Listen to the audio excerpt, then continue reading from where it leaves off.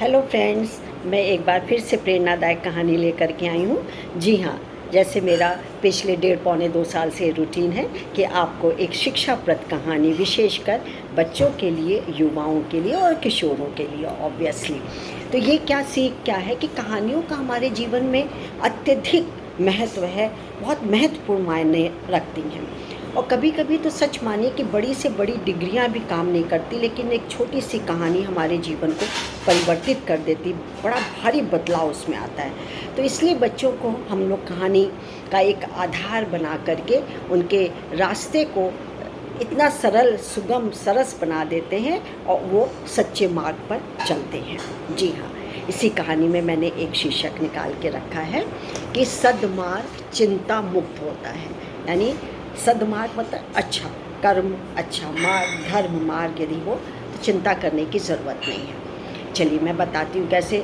आप इस कोटेशन से ज़रूर समझ जाएंगे कहानी क्या सुनाने वाली हूँ। तो कोटेशन है, मुश्किल वक्त हमारे लिए आईने की तरह होता है जो हमारी क्षमताओं का सही आभास हमें कराता है। तो कहानी का नाम भी है कि सद्मार्ग चिंता मुक्त होता है। चलिए कहानी में कवर करती हूँ। तो अवध देश था, उसके राजा महान थे। महान के साथ साथ बहुत दयालु और न्यायप्रिय थे और प्रजा को बड़ा मतलब इस न्यायप्रिय राजा पे बड़ा गर्व था। खुशहाल प्रजा रहती थी। आप सोचिए कि जहाँ पे न्यायप्रिय राजा होगा तो प्रजा अपने आप ही खुशहाल होगी, वो भी सद्मार्ग पर चलेगी। और राजा की ख्याति अपने ही राज्य में नहीं थी, बल्कि दूसरे राज्यों में भी उसकी ख्याति दूर दूर तक फैली हुई थी। लेकिन एक बार क्या हुआ, दुर्भाग्यवश तो उसके बेटे से, जो किशोर बेटा था, उससे गंभीर अपराध हो गया और न्यायप्रिय राजा ने उसको कठोर से कठोर सजा भी सुनाई। और राजा के जो प्रजा और दरबारी एंड मंत्री वगैरह थे, वो सोचते थे देखें कि राजा कौन सी सज़ा सुनाएगा, सरल वाली, कठिन वाली। लेकिन जैसा मैंने अभी आपको बताया कि राजा ने उसी के अनुसार, जैसा उसने कर्म किया था या गलत कार्य किया था या अपराध किया था, उसी के अनुसार उसको कठोर कर दिया। लेकिन वो रोज़ रोज़ देखता था, कई दिन बीत गए, लोगों में, प्रजाओं में बाहर फरियाद लेने के जो आते, फरियादी आते हैं, न्याय मांगने आते हैं, उनके बीच कुछ खुसुर फुसुर होती है, कानाफूसी होती है। समझ नहीं पाए क्यों ऐसा कर रहे हैं ये लोग, और बच्चे के बारे में होता था। तो एक दिन उसने अपने विद्वान मंत्री को अपने पास बुलाया राजा ने, और कहा कि मैं तरह तरह की बातें सोचता हूँ, सुनता हूँ, और मैं सोचता हूँ कि मैंने कोई गलत फैसला ले लिया, क्या करना चाहिए मुझे। तो मंत्री ने कहा, जी हुजूर, आप न्यायप्रिय हैं और न्याय भी सही किया है।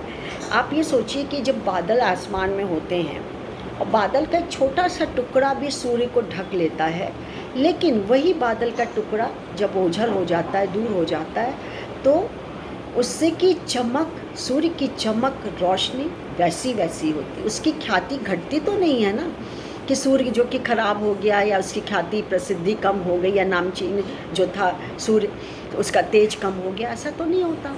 और आपने बिल्कुल सही न्याय किया है। इतने लोगों के मत को आप मत सोचिए कि जो कोई कह रहा है वो सही होगा।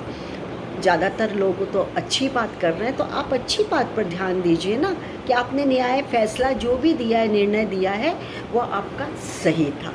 तो दोस्तों, कहानी का यही अंत हुआ।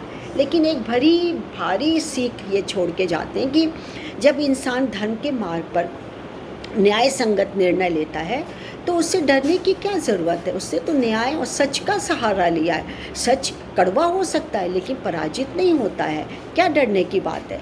अगर सत्य मार्ग ही जीवन है तो मनुष्य को अपने कर्म करते रहना चाहिए, निरंतर करते रहना चाहिए। किसी तरह के अपशय की चिंता में उसको नहीं पड़ना चाहिए। उसको ये सोचना चाहिए मैंने जो भी किया है सही किया है। चाहे न्याय के बारे में, निर्णय कोई लेने के बारे में, किसी को सजेशन देने के बारे में, वो न्याय यदि कर रहा है तो वो सही कर रहा है। उसी तरह से जैसे राजा न्यायप्रिय होता है तो प्रजा में संतुष्टि का भाव या सद्मार्ग पे भी वो भी चलते हैं, और वह राज्य समृद्ध भी होता है, खुशहाल भी होता है। यही कहानी के माध्यम से मेरे को समाज के युवा वर्ग, किशोर वर्ग, बच्चे वर्ग को संदेश देना होता है कि आप जो कर रहे हैं यदि फैसला सही है तो आप उससे चिंता मुक्त हो जाइए, बिल्कुल छोड़ दीजिए, मत चलिए, चिंता छोड़ दीजिए। आप सद्मार्ग, आप सच्चा मार्ग अपना रहे हैं, हम धर्म मार्ग अपना रहे हैं, तो चिंता करने की कोई ज़रूरत नहीं है। मेरा आपको नमस्कार। मैं doctor Manju Jain, retired associate professor pharmacy saint degree college Kanpur. फिर एक कहानी के साथ आऊँगी। नमस्कार, थैंक यू।